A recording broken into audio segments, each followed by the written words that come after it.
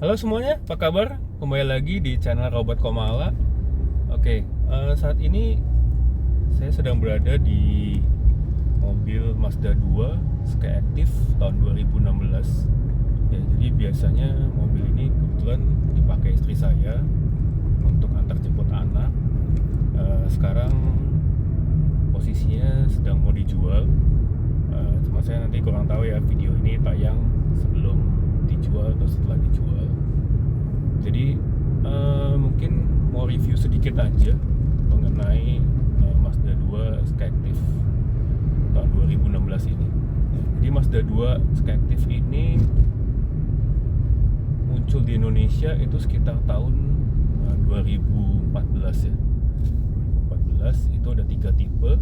Jadi yang paling bawah itu tipe V, kemudian tipe R, dan yang terakhir tipe GT. Nah, yang saya pakai ini adalah tipe R Matic ya. Nah, tipe R itu ada yang manual dan Matic. Kemudian perbedaannya apa saja? Kalau dari V ke R itu lumayan banyak ya. Jadi lampu kalau yang V itu belum LED, yang R ini udah LED. Cuma kalau misalnya dari R ke GT itu lebih banyak di fitur-fitur keselamatan ya.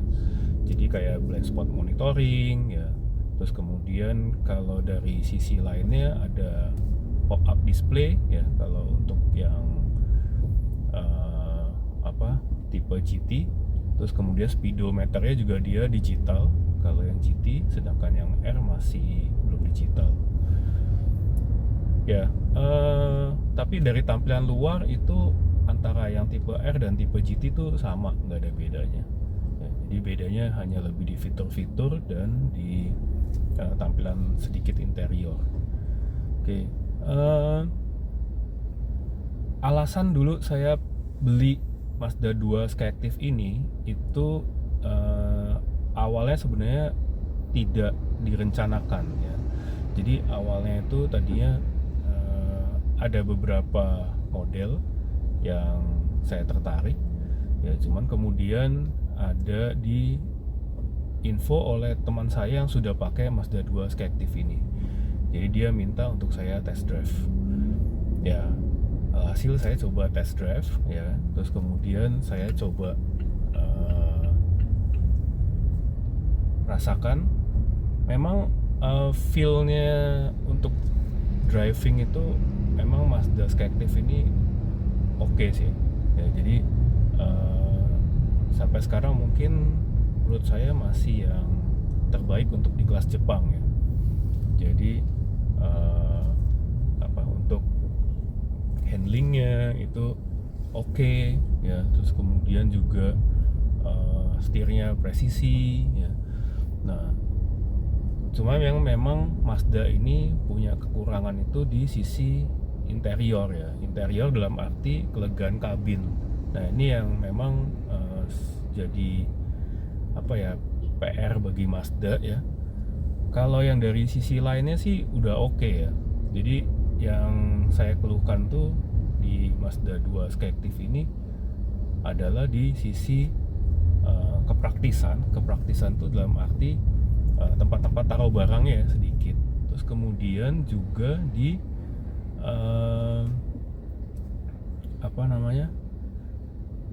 kelegaan kabin ya.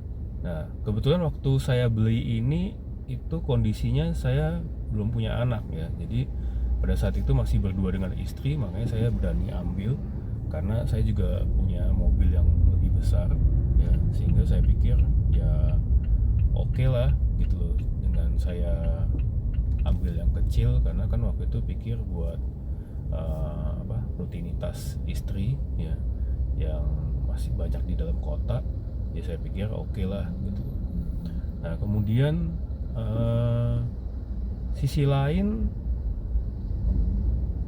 yang saya tertarik dengan Mazda 2 Skyactiv ini pada saat itu adalah harganya ya. Jadi pada saat itu harganya itu cukup menarik, karena pada saat saya setelah test drive ya, pertama test drive itu ditawarkan oleh salesnya itu diskon sekitar 30 juta ya, dengan harga mobil pada saat itu yang tipe R Matic ini sekitar 250-an 255 apa 256 gitu loh kalau nggak salah. Nah kemudian saya ditawarkan diskon 30 juta. Pada saat itu jujur saya kaget ya, karena sebelumnya belum pernah saya punya mobil atau maksudnya beli mobil yang harganya itu bisa diskon sebesar itu. Karena rata-rata biasa saya dapat diskon hanya sekitar 5 juta, paling banyak juga 10 juta gitu. Ini bisa 30 juta ya. Ya akhirnya saya coba searching, terus akhirnya saya dapat dikenalkan oleh salah satu sales ya, itu kenalan dari teman saya.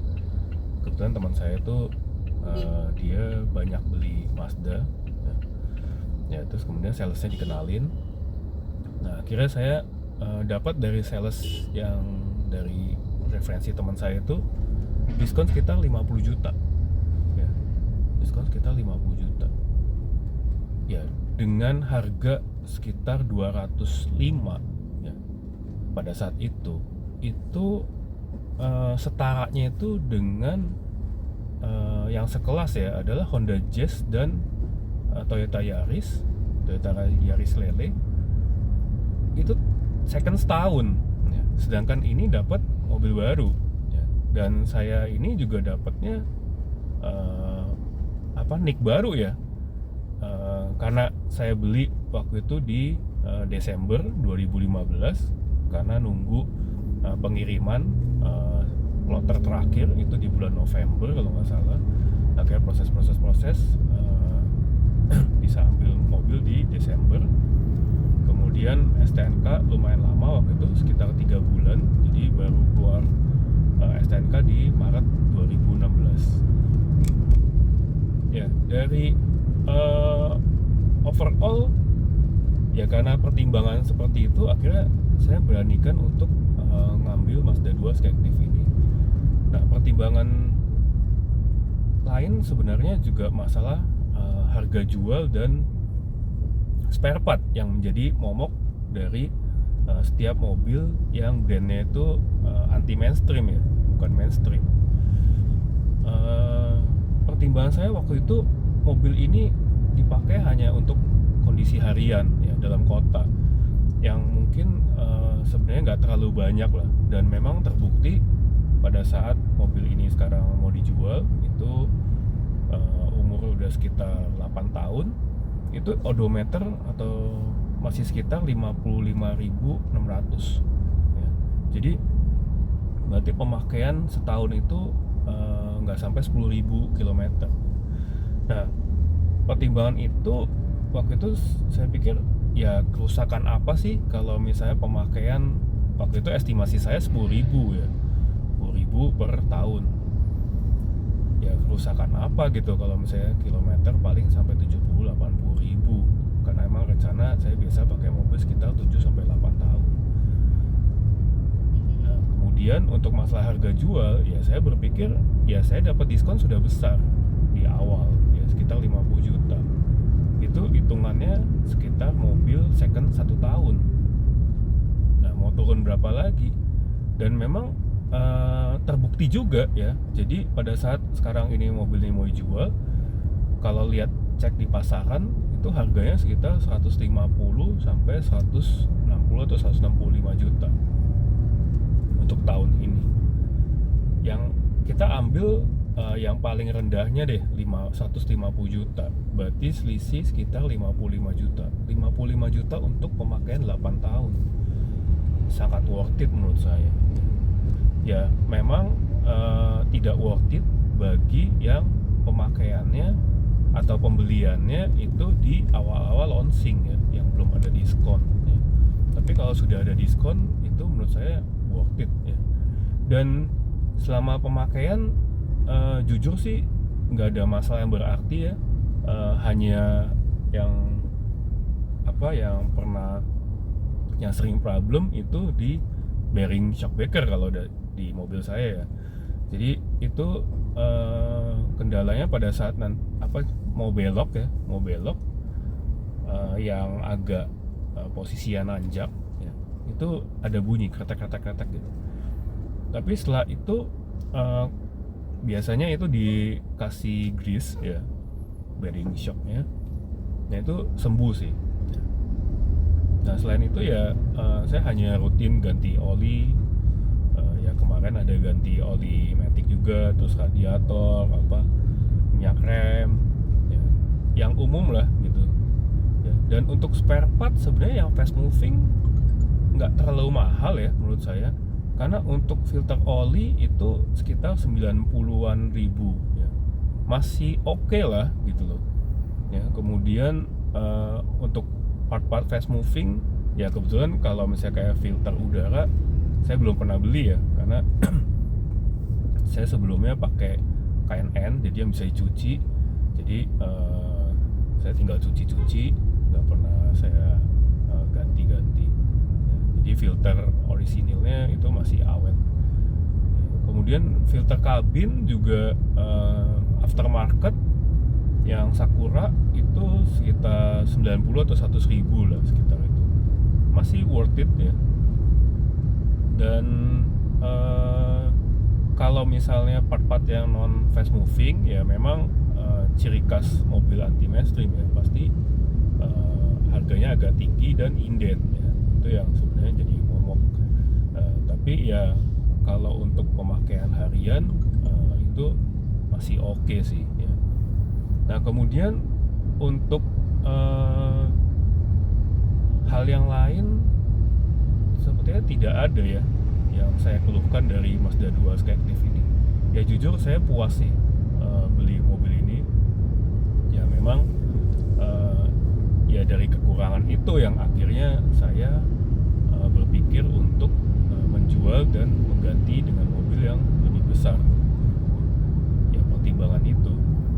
Yang lainnya sebenarnya ya di satu sisi sebenarnya sayang juga gitu ya, tapi ya kadang mau gimana ya, ya kebutuhan kadang lebih besar ya, jadi ya akhirnya saya putuskan untuk dijual. Oke. Kita nanti akan lihat beberapa eksterior ya, dan juga interiornya ya untuk Mazda 2 Skyactiv ini.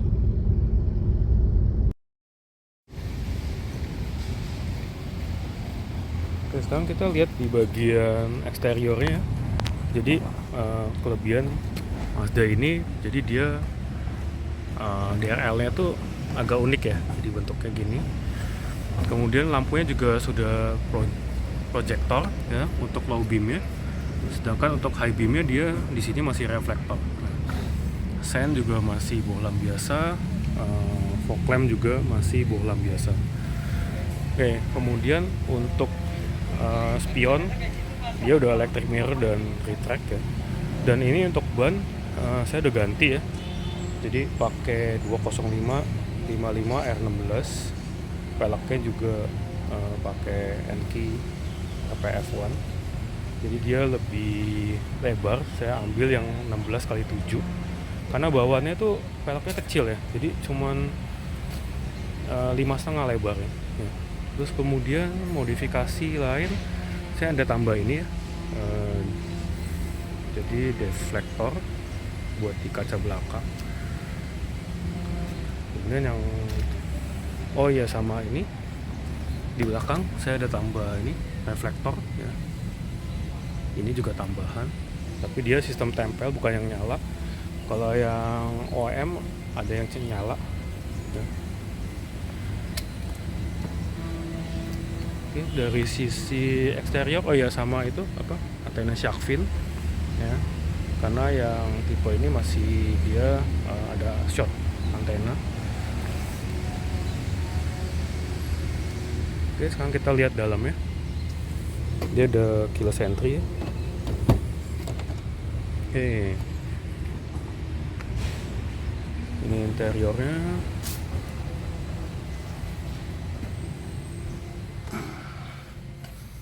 Ya ini saya ada tambah juga. Kalau yang lain masih standar. Jok juga masih fabric.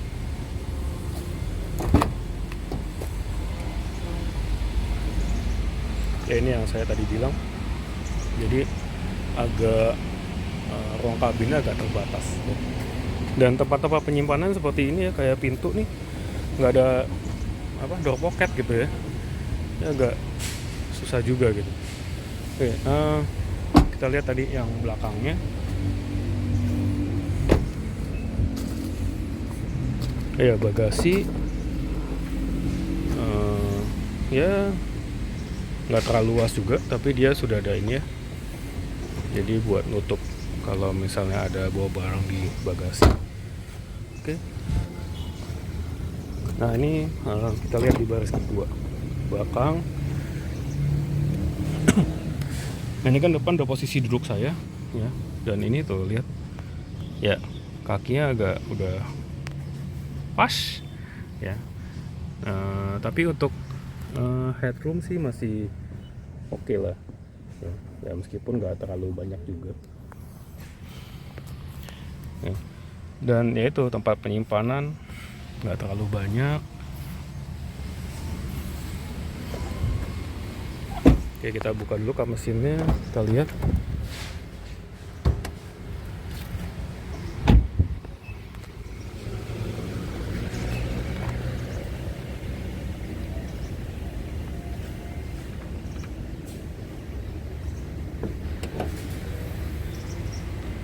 Oke, ini ruang mesinnya.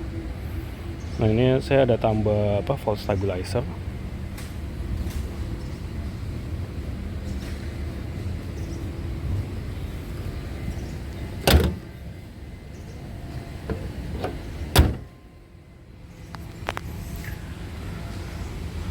Yang lainnya masih standar ya. Ya karena ini pedal juga saya udah ganti yang Mazda Speed punya. Terus karpet saya pakai Comfort Deluxe. Ya karena ini harian dipakai istri saya, jadi memang nggak banyak yang saya tambah. Oke, mungkin sekarang kita menuju ke kesimpulan kali ya. Jadi menurut saya Mazda 2 Skyactiv ini cukup worth it ya. Jadi dengan harga, apalagi kalau misalnya sekarang kita bicara second ya, dengan harga sekitar 150-160 juta, mobil ini menurut saya pilihan yang paling baik di kelasnya, karena ya kalau misalnya kita bicara kualitas ya, kualitas interior ya, terus kemudian kayak monitor buat head unit ya, itu juga dia model yang pop up gitu kan. Nah itu kan dulu kan nggak ada yang sekelasnya ya. Kalau model-model sekarang baru banyak yang ngikutin seperti itu ya. Dulu hanya mobil-mobil Eropa yang seperti itu ya, makanya kualitasnya itu menurut saya seperti mobil Eropa ya, beda sama mobil-mobil Jepang kebanyakan ya. Dan attention to detailnya juga cukup baik ya. Jadi dari door trim ini misalnya dalamnya itu biasanya mobil-mobil Jepang cuma lapis plastik, ini dia ada moldingnya ya. Terus kemudian kayak seat belt ya, itu kan di dalamnya itu dia ada yang sering bergesekan ya, dan itu sama Mazda itu dikasih kayak pelapis supaya pada saat bergesekan tuh tidak bunyi ya. Oke, mungkin demikian videonya ya. Apabila ada pertanyaan bisa klik di kolom komentar di bawah. Jangan lupa subscribe, like, dan juga nyalakan lonceng supaya tidak ketinggalan di video-video berikutnya. Oke, sampai jumpa.